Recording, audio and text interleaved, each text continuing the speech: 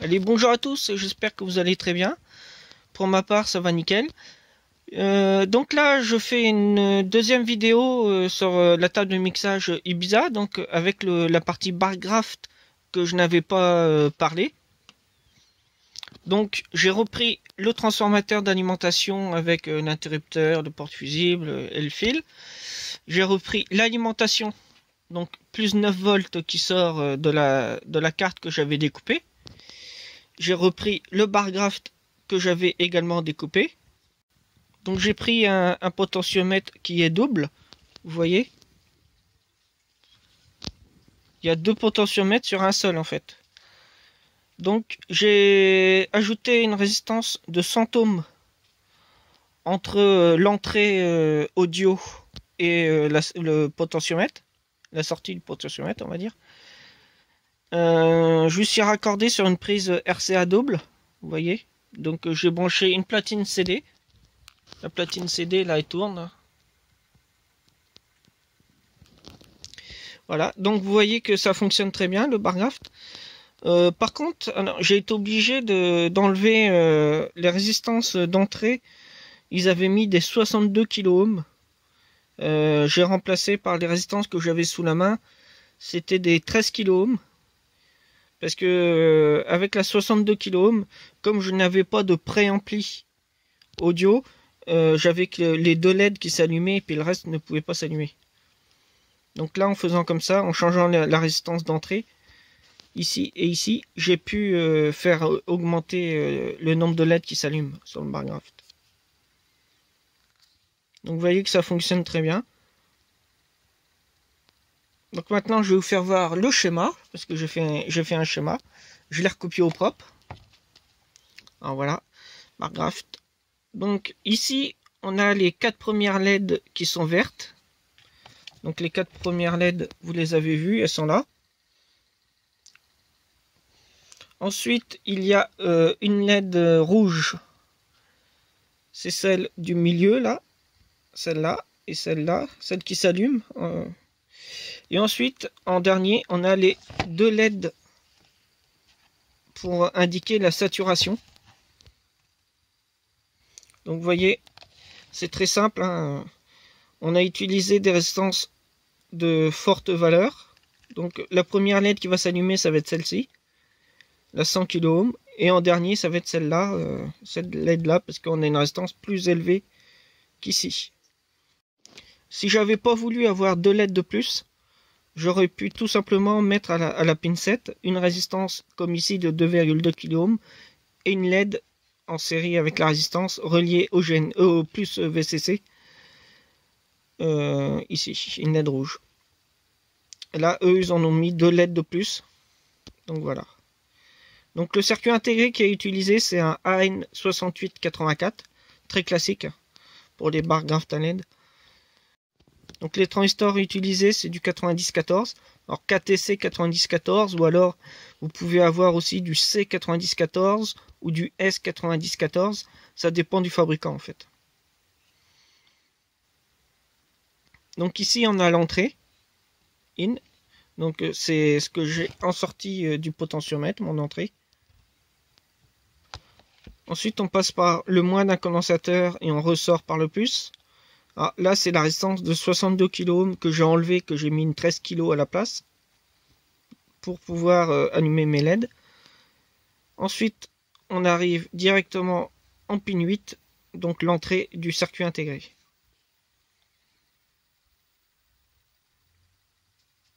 Donc là, c'est simple, hein, on a une commande. Dès que le transistor reçoit sa commande, hop, il met la cathode de la LED qui passe par une résistance de 2,2 kΩ. Ça arrive directement au GND. Ça permet d'allumer la LED. Alors dès qu'il n'y a plus la commande sur la base de T1, la LED reste éteinte. Et s'il y a une commande, bah, elle s'allume bien sûr. Alors, ce système que vous voyez là, avec la 15 kΩ, la 100 kΩ, c'est le même système qu'on a à l'intérieur du circuit intégré en fait. Ça fonctionne comme ça. Donc là, pareil, pour pin 1, pin 2, 3, 4 et la 6, j'aurais pu faire comme ceci. en mettant des résistances de plus faible valeur, bien sûr. Donc le même système que j'ai dans le circuit intégré, il n'y a que la valeur de la résistance ici, à l'entrée de la base du transistor, qui change de valeur. Elle est plus petite ici que ici en sortie. C'est évident. Évident. Donc la tension d'alimentation, c'est du plus 12 volts. Donc j'ai mis un plus 12 volts ici. Si je mets pause, il n'y a plus de LED d'allumé. Si je remets sur play, hop, ça repart. Donc ici, on a le condensateur d'entrée pour l'entrée audio. Ici aussi, on a le moins ici et on a le plus de l'autre côté. Alors toutes les résistances qui sont utilisées, ce sont des 1/8 de watt. Inutile de mettre des grosses résistances dans un quart de watt, hein, c'est bien trop gros. Il n'y a pas de puissance qui circule dedans. Hein. Ici, vous avez les deux transistors 9014 que je vous ai parlé, qui étaient dans le schéma.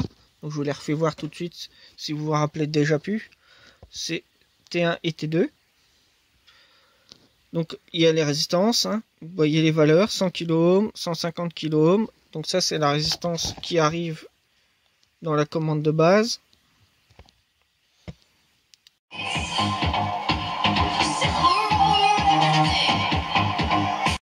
Ce bar graft à LED, c'est un petit montage qui est très facile à faire, très simple.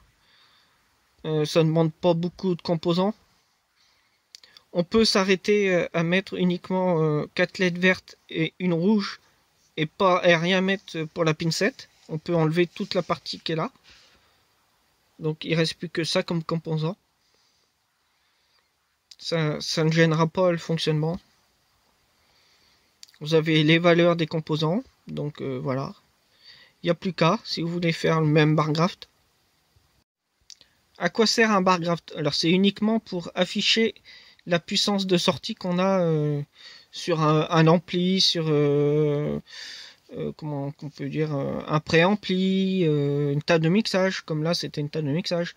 C'est pour indiquer le signal sonore qu'on a en sortie. Et quand on tape dans le rouge, en général, c'est qu'on sature. Le clip sur un ampli, vous avez une petite LED clip qui est rouge en général. C'est pour indiquer qu'on est en saturation. Donc là, je parle d'ampli sono, pas les amplis hi-fi. Alors, je vous ai sorti le datasheet du circuit intégré, donc le AN6884. Ils mettent 5 LED en sortie, donc un driver. La tension d'alimentation est comprise entre 3,5 et 16 volts au max, pas plus. Hein. Ils ont compté 15 mA pour une LED. C'est pour ça que, par exemple, sur 12 volts, on ne mettra pas une résistance de 470 ohms, parce qu'on va dépasser les 15 mA. On va être à 20 mA. Donc c'est pour ça qu'eux, ils ont mis des résistances de 2,2 kΩ.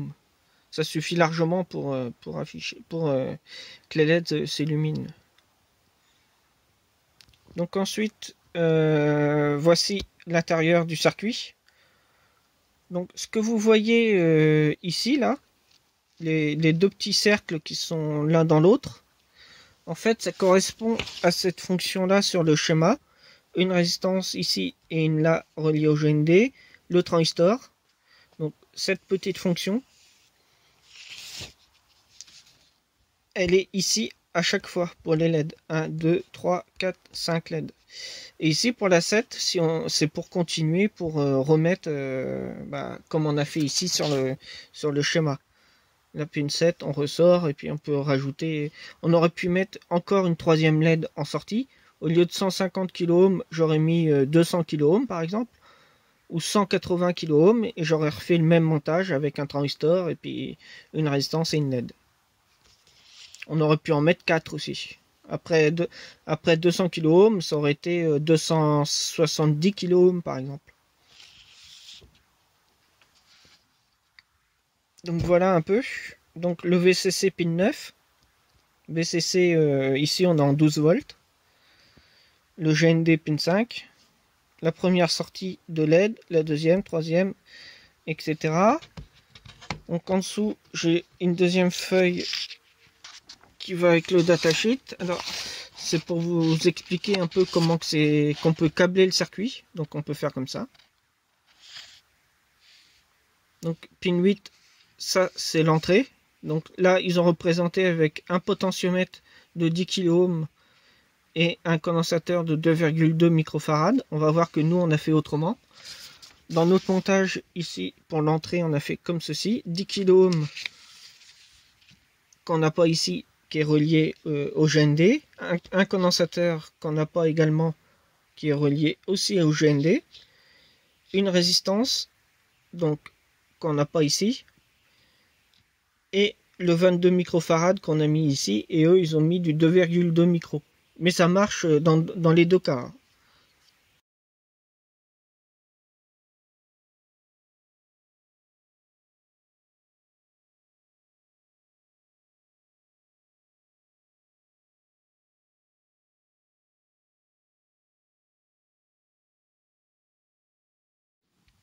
Alors, je vous ai fait un petit diagramme. Alors ça, c'est la platine CD. Donc je sors sur des fils RCA. Donc ces fils-là, vous voyez, rouge et blanc. Ensuite, j'arrive sur le petit montage que j'ai été obligé de faire avec la résistance de 100 ohms suivi d'un ajustable ou d'un potentiomètre. Moi, j'ai mis un potentiomètre double, mais vous pouvez très bien mettre un petit ajustable que vous tournez, vous réglez, et une fois que c'est réglé, hop, vous y touchez plus, c'est comme ça tout le temps. Donc j'ai représenté deux potentiomètres, mais là, moi j'en ai mis un double plutôt que d'en mettre deux. Il n'y en a qu'un à tourner comme ça. Ça c'est notre barre graphe. Donc il y a l'alimentation, le GND, et il y a le plus 12 volts. Vous voyez, c'est très simple. Donc on sort sur la patte du milieu, sur l'ajustable ou le potentiomètre. On sort ici et on arrive directement à l'entrée du bar graphe. Donc voilà, c'est vraiment très simple.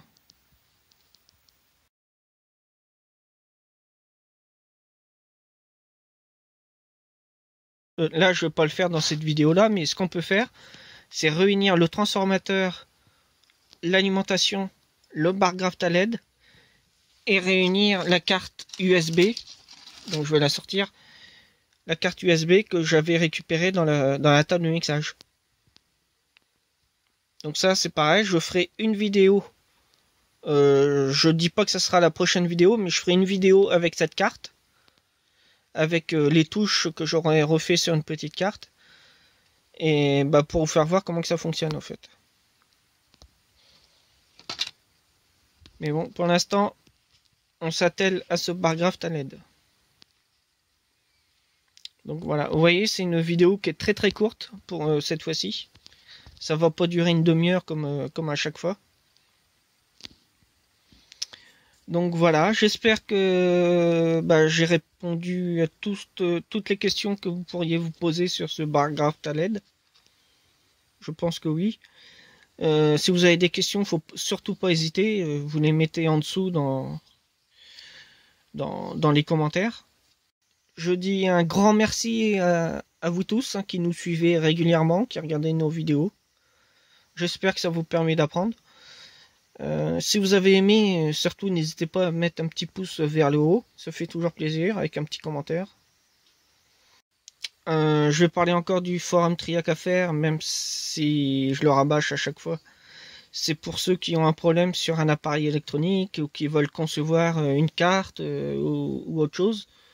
Ou un problème informatique aussi. N'hésitez pas à venir sur le forum Triac à faire. Je mettrai le lien dans la description sous la vidéo. Et puis comme ça, on pourra vous répondre. Je vous dis à la prochaine pour une nouvelle vidéo. Et puis je vous dis bye bye. Salut!